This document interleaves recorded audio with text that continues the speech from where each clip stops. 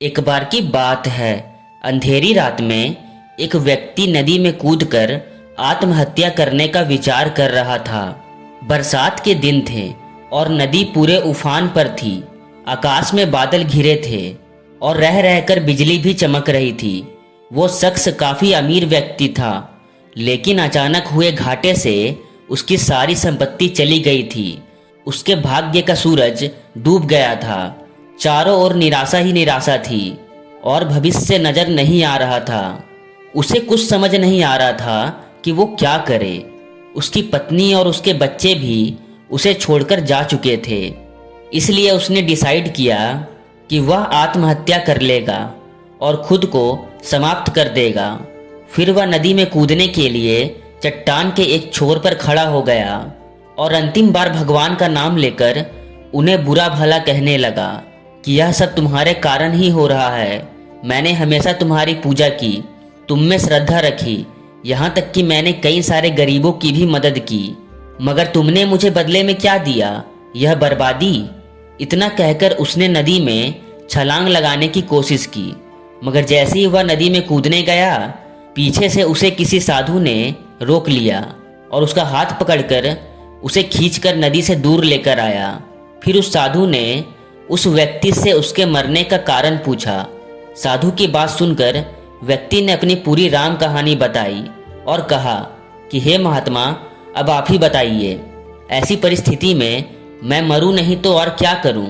व्यक्ति की बातें सुनने के बाद वह साधु हंसने लगा और कहा कि पहले एक बात बताओ कि तुम यह मानते हो कि तुम पहले सुखी थे? व्यक्ति ने कहा, हाँ, पहले मैं बहुत सुखी था। पहले मेरे पास काफ़ी धन दौलत थी जिसे मैंने अपनी मेहनत से कमाया था। मेरा भाग्य भी मेरे साथ था, हर जगह मेरा मान सम्मान था।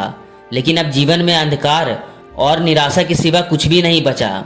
साधु व्यक्ति की बात सुनने के बाद फिर से हंसने लगा और बोला, जिस तरह दिन के बाद रात आती है और रात के अंधकार के बाद सुबह का उजाला आता है, बिल्कुल उसी तरह जीवन में सुख के बाद दुख का आना, दुख के बाद सुख का आना तय है। जिस तरह रात कितनी भी लंबी क्यों ना हो, वो जीवन भर नहीं रहती, थोड़ी देर में ही सही सूरज जरूर निकलता है। बिल्कुल उसी तरह बुरा वक्त कितना भी लंबा क्यों ना हो, एक न एक दिन उसका अंत होना भी तय है। जब तुम्हारे अच्छे दिन हमेशा के लिए नहीं रहे तो बुरे दिन भी नहीं रहेंगे। परिवर्तन प्रकृति का नियम है। सुख दुख तो आते जाते रहते हैं, यही प्रकृति की गति है। और वैसे भी अगर इंसान के जीवन में दुख ना आए तो उसे सुख के स्वाद का अनुभव कैसे होगा? इसलिए जीवन में सुख और दुख दोनों जरूरी है। जो इस शाश्वत नियम को जान लेता है उसका जीवन बंधनों से मुक्त हो जाता है। इसलिए तुम मरने के बजाय अपनी मुसीबतों का डटकर मुकाबला करो। साधु की बात सुनने के बाद उस व्यक्ति ने अपने दिमाग से आत्महत्या का विचार त्याग दिया और वापस जाकर फिर से मेहनत करने लगा। दोस्तों, बिल्कुल इसी तरह अगर आपकी ज़िंदगी में भी बुरा वक्त चल रहा है तो उससे डरने के बजाय उसका डट कर मुकाबला करें। और यह याद रखें कि बुरा वक्त भगवान के जीवन में भी आया था।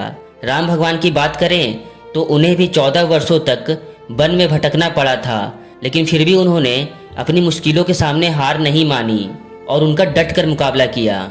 इसलिए आप भी राम भगवान का नाम लें और मुसीबतों का सामना करें।